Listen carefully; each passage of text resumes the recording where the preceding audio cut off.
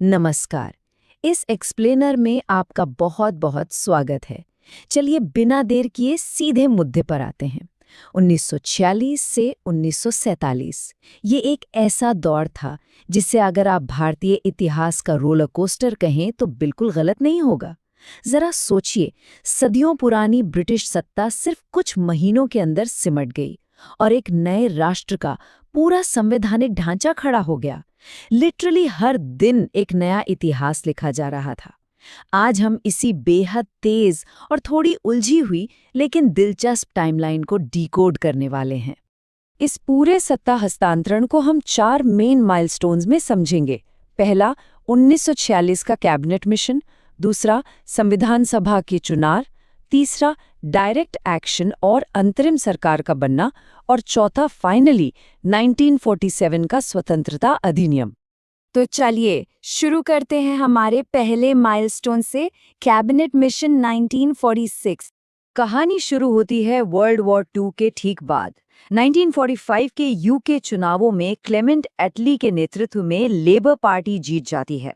इनका वादा था युद्ध के बाद भारत को आज़ादी देना, और इसी वादे को पूरा करने के लिए, आज़ादी की इस पजल को सॉल्व करने के लिए 24 मार्च 1946 को कैबिनेट मिशन भारत आता है। काफी लंबी बातचीत के बाद 16 मई 1946 को उनका ऑफिशियल प्लान दुनिया के सामने आता है। अब आप सोच रहे होंगे कि इसे कैबिनेट मिशन ही क्यों कहा गया।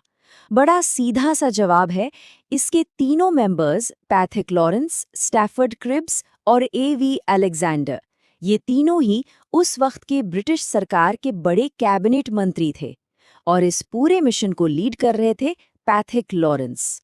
यहाँ पे ध्यान देने वाली सबसे क्रूशियल बात यह है कि इस मिशन ने जो प्रपोजल दिया उसमें सेंट्रल गवर्नमेंट को जानबूझकर काफी कमजोर रखा गया। केंद्र के पास सिर्फ तीन विषय छोड़े गए: संचार, रक्षा और विदेश मामले। बाकी की सारी पावर प्रांतों और रियासतों के हाथ में दे दी गई। इतना ही नहीं, उन्होंने एक बहुत ही विवादित प्रस्ताव भी रखा।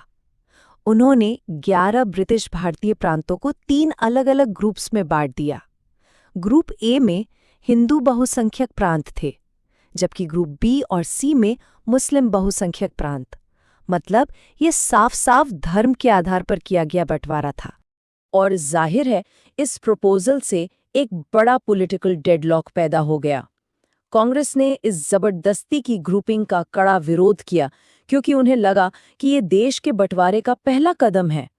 वहीं दूसरी तरफ मुस्लिम लीग ने इसका पूरा सपोर्ट किया, क्योंकि जिन्ना को इन ग्रुप्स में एक भावी पाकिस्तान की बिल्कुल साफ नींव नजर आ रही थी। अब आगे बढ़ते हैं हमारे दूसरे माइलस्टोन की तरफ, संविधान सभा और उसके चुनाव। अब देश को चलाने के लिए एक नया रूल बुक तो चाहिए ही था ना। तो आज़ाद भारत का संविधान बनाने का जिम्मा जिस सभा को मिला, उसमें कुल 389 सीटें तय की गईं। फॉर्मूला बड़ा सिंपल था, हर 10 लाख की आबादी पर एक प्रतिनिधि।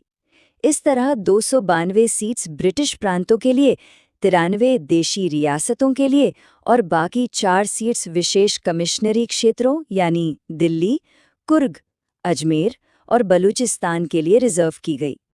फिर जुलाई-अगस्त 1946 में इलेक्शंस हुए। 296 सीटों पर हुए इन चुनावों के रिजल्ट्स काफी दिलचस्प थे।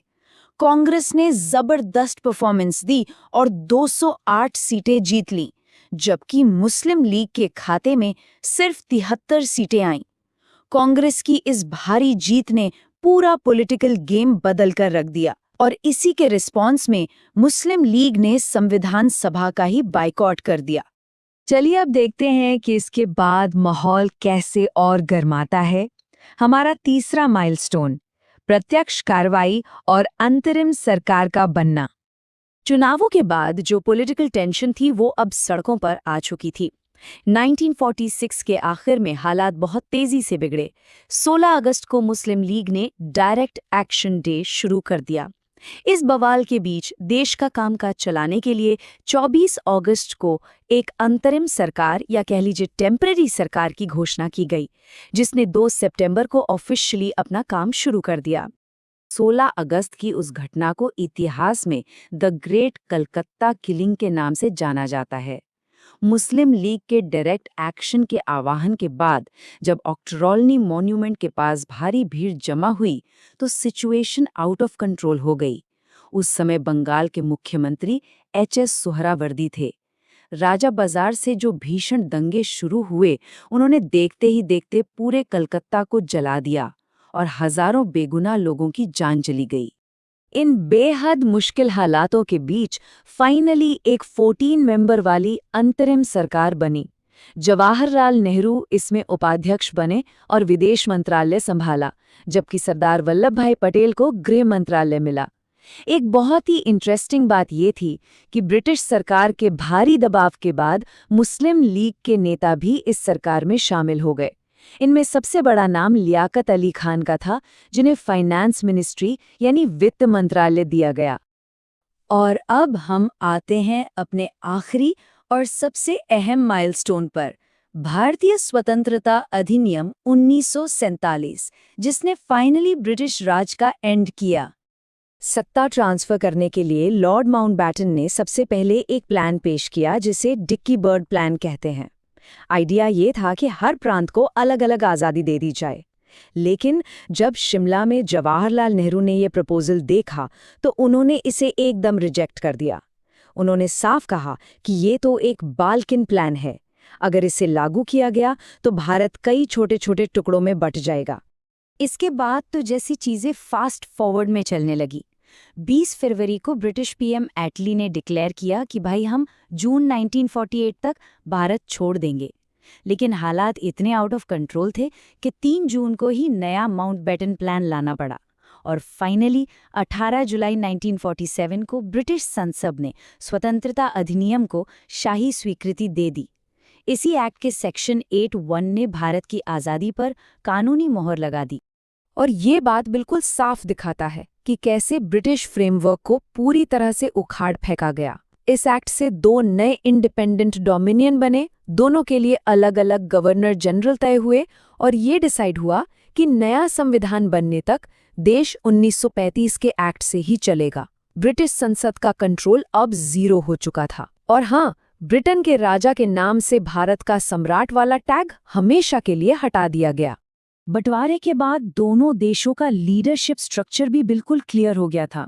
डोमिनियन ऑफ इंडिया में जवाहरलाल नेहरू पीएम बने और माउंटबैटन ने गवर्नर जनरल की कुर्सी संभाली, जिसके बाद में सी राजगोपालाचारी जी इस पद पर आए। दूसरी तरफ डोमिनियन ऑफ पाकिस्तान में लियाकत अली खान पहले प्रधानमंत्री बने और मोहम्मद अली जिन्ना ने गवर्नर जनरल का पद संभाला।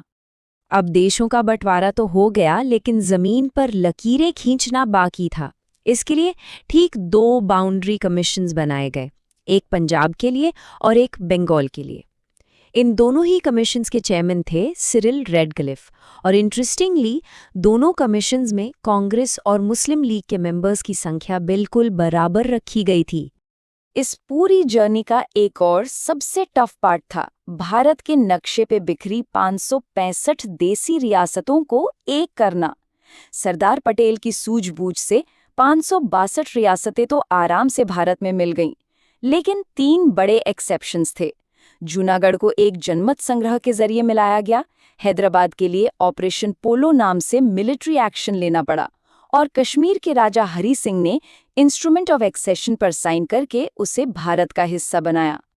तो 15 अगस्त 1947 को भारत आज़ाद तो हो गया, लेकिन टेक्निकली हम अभी भी एक डोमिनियन थे। अब सवाल ये उठता है कि क्या हमें सच्ची और पूरी संप्रभुता यानी फुल सॉवरेनिटी उसी दिन मिल गई थी, या फिर वो पल 26 जनवरी 1950 को आया जब हमारा अपना संविधान लागू हुआ और हम एक रिपब्लिक बने। ये एक ऐसा सवाल है जो वाकई सोचने पर मजबूर कर देता है। आप इसके बारे में क्या सोचते हैं? खैर, इसी सवाल के साथ हमारा आज का ये एक्सप्लेनर यहीं खत्म होता है। इस ऐतिहासिक सफर में हमारे साथ जुड़ने के लिए आपका बहुत बहुत शुक्रिया।